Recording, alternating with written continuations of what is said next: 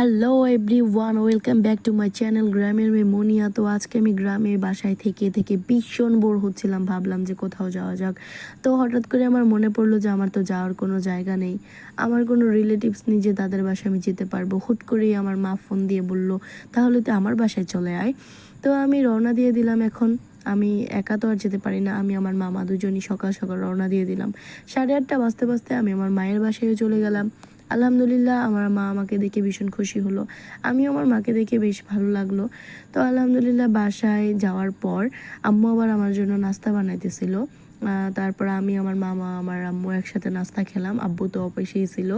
তো নাস্তা টাস্তা খাওয়ার পর আমরা একসাথে বসে অনেক আড্ডা দিলাম, অনেক কথা বললাম, স্কুলের কথা, প্রাইভেটের কথা, বন্ধু বান্ধব নিয়ে ঘোরার কথা। আমি আমার মায়ের সাথে খুব ফ্রিলি, একদম ফ্রেন্ডলি সম্পর্ক।